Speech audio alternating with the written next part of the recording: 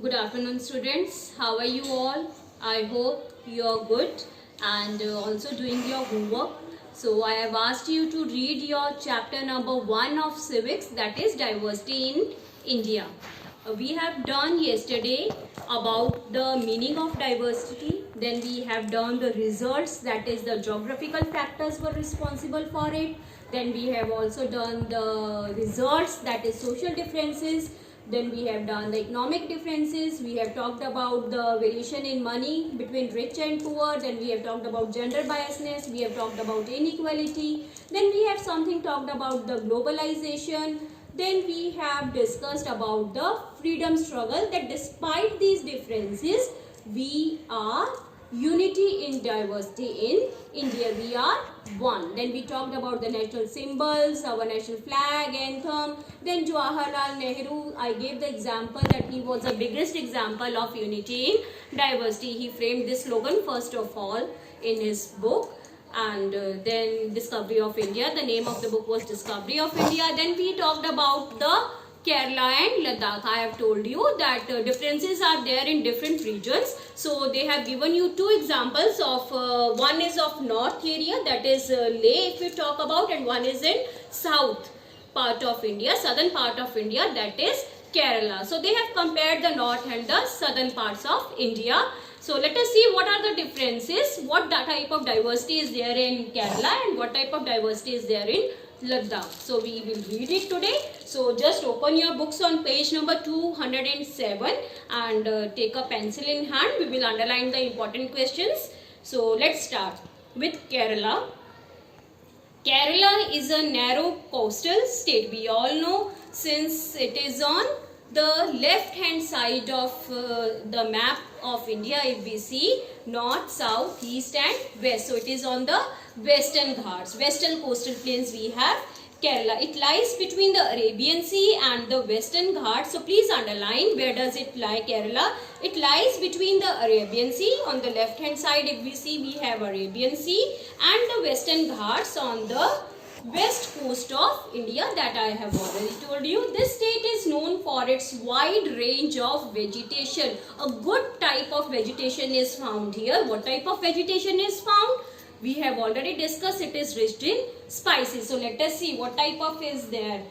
Rice, coconut and a variety of spices grow here. Please underline, I have already told you, wherever we find water, we will find paddy or rice there. So we find rice, coconut even, and a rich variety of spices. In fact, what type of spices? Please underline. Clove, what is it? Long, that we use it in tea. Garam masala also we use it.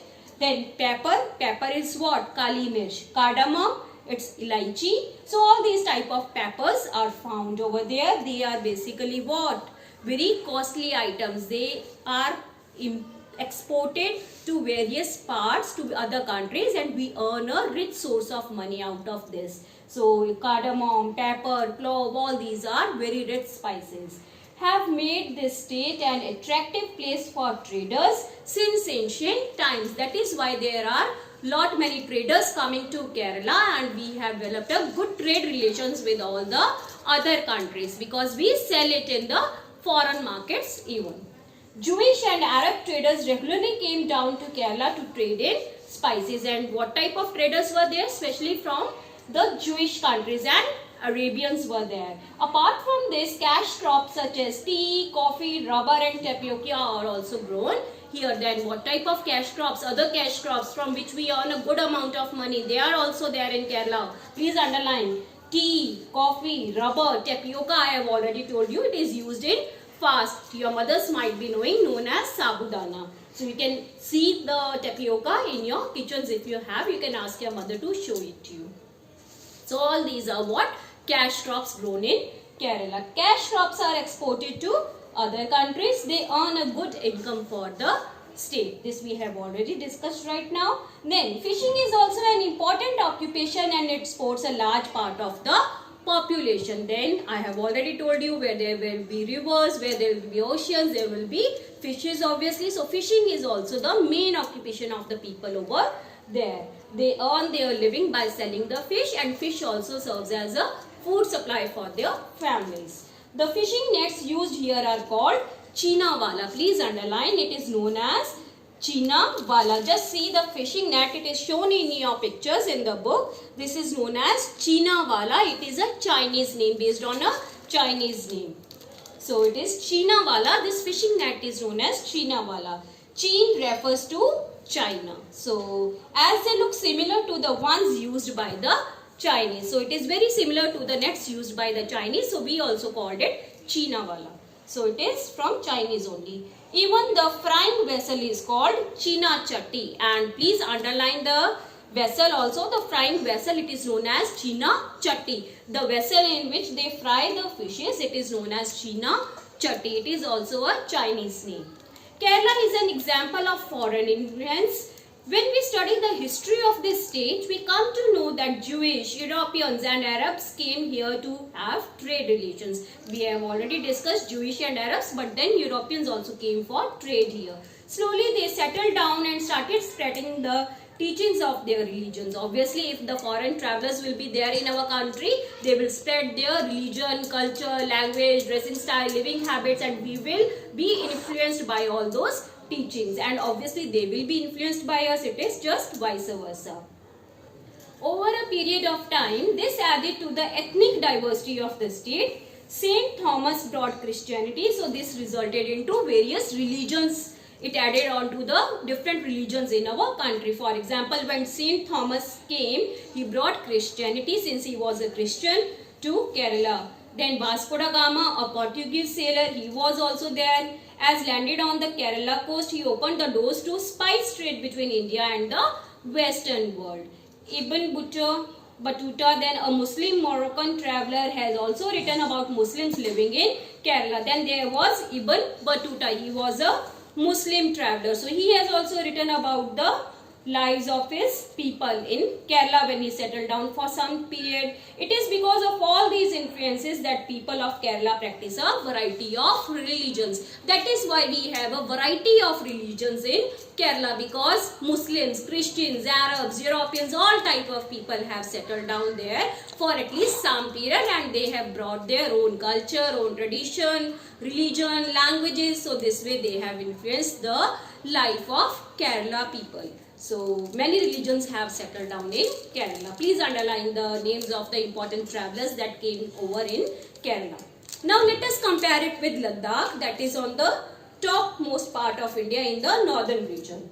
So Ladakh, if we talk about, just see, Ladakh is a cold desert. We all know it is at the tip of northern part. So it is very, very cold over there, covered with snow. It lies in the mountains in the eastern part of Jammu and Kashmir. Where does it lie? Please underline. It is in Jammu and Kashmir, on the eastern side of Jammu and Kashmir. There is no rainfall. Such desert conditions do not allow agriculture, though a few trees are able to grow in the cold desert. We all know where there is cold, where there is ice, and where there is desert-like situation where there is no rainfall, so cultivation cannot be possible over there. Only some trees grow over there.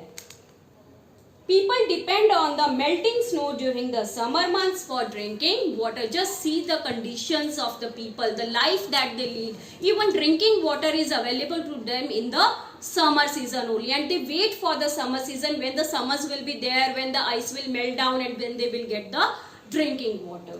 So hard is the life in the mountainous region as compared to the plains where we all live. The life of the people is difficult. Wheat and barley are the main crops grown here. So what are the main two crops that are grown there, especially in the summer season? That is wheat and barley. Please underline. Apricots are also grown and exported. Then it's a rich storehouse of apricots. It's a dry fruit, and it is also exported, and we earn a good sum of money. People mainly depend on sheep, goat, cow and yak rearing. Then people also do animal rearing. They have goat, sheep, cow and yaks at their home. They rear it and they sell it, the milk, the meat in the market, and they also earn money in return.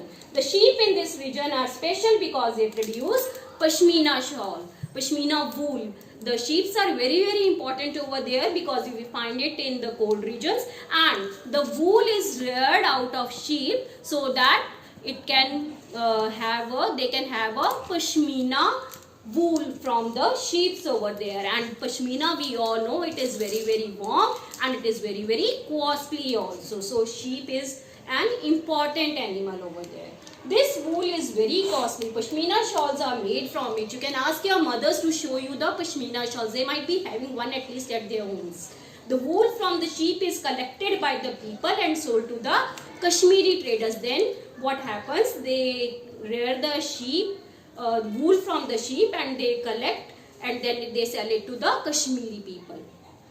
The Ladakh region has many passes through which caravans travel to Tibet. Then close to the Ladakh only we have Tibet region. So there are good trade relations between Ladakh and Tibet. So there is a good source of income also, tourist place we have in Tibet. These caravans carry textiles, spices, raw silk and carpets. So what type of things are carried on? Please underline.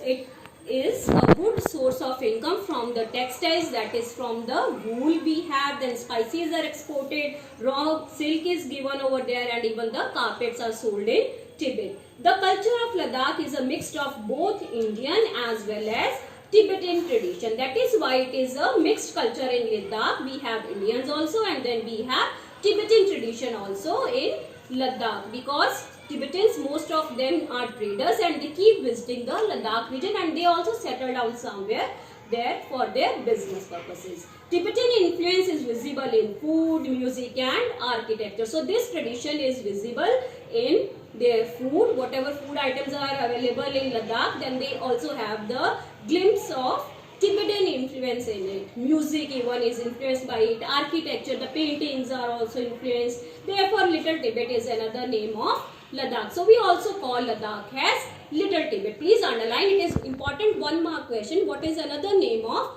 Ladakh? So you will write Little Tibet, because Ladakh is in good relation with Tibet, and most of the Tibetans, they also come and live in Ladakh. So it is good relation with amongst the both. Then Buddhism is a chief religion of the state. Just as in Kerala we have Christianity, Muslims, all are mixed religions are there. But here in Ladakh we have Buddhism, we have monks. It is an interesting fact that Buddhism reached Tibet via Ladakh, and Buddhism has reached Tibet through Ladakh only. First it was in Ladakh that Buddhists came to live, and then they moved to Tibet also.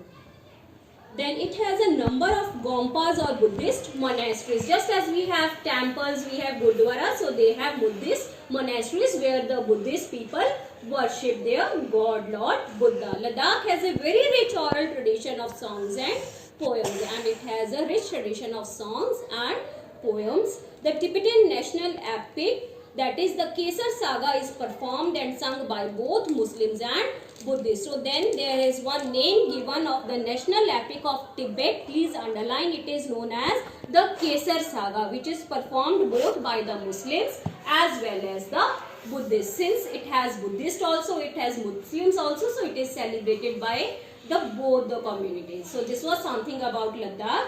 Then result of diversity. Diversity in India has given us a rich taste of life. Our languages, monuments, dresses and way of life clearly show a mixture of influences. So that is why I say diversity is very very essential. It gives a color to our lives. Otherwise it has been a dull life. It has been boring. The world has been very very ugly. So this was something about diversity in India. We have understood the chapter. I suppose you all have gone through the chapter.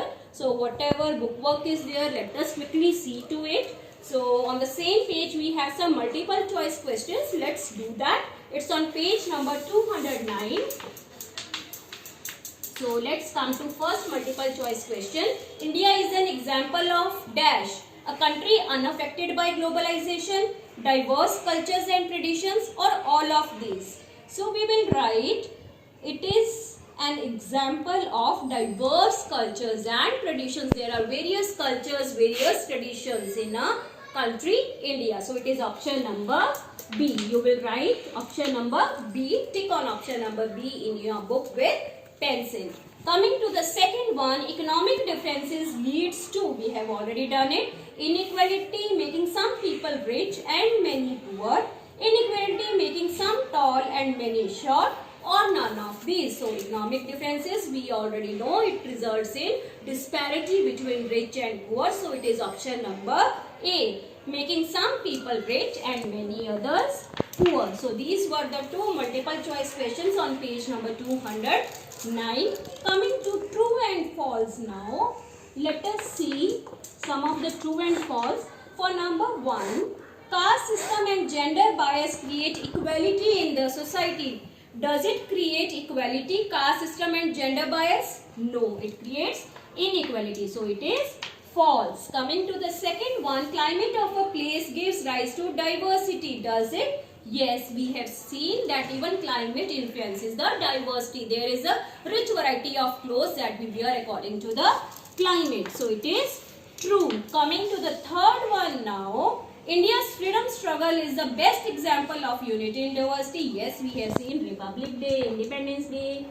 So we have seen the national symbols, anthem, emblem. So it is a rich example of unity in diversity. All the people from all the communities, regions, language, religions came together to fight for India's freedom struggle. Persian language is born from the blend of Hindi and Arabic. Is it true? No, it is false. I have made you to underline. Just check it out from there. What is a Persian language blend of? It is Hindi and Urdu. So these were some of the true and false. I hope you might have done. Coming to another two multiple choice questions on the same page. Then see exercise number A. Number 1. The reasons for diversity are geography, history and climate, or climate and geography only. So the correct option is A. It is geography, history and climate, all three. So you will tick on answer number A. Coming to the second one, foreign influences added to a struggle. None of these, or diversity. Foreign travelers, I already told you, it added to our diversity. So it is option number B. So these are some of the book exercises that you need to do in the book. And again today, please, whatever we have read, just go through it once so the concept is clear to you all. Nicely, we'll be doing the question answers long as well as short in your copies. I'll be sending you the PDF file. But what is your homework today is that there is one question given on page number 211 in the tabular form. Make a chart comparing 4 states of India. 4 states of India are given: Kashmir, Kerala, Assam, Gujarat. That is, location is also given: north, south, east and west. Then some of the things they have asked you about the food style of all the 4 states, about the languages of the states, about the festivals, occupation and dressing features. So I want you to complete this table in your book itself. So this will be your homework. So you can take the help from Google, you can take the help from other sources, but you need to complete it in the book itself. So this is your homework. Meet you in the next video. Stay safe, stay at home, stay tuned.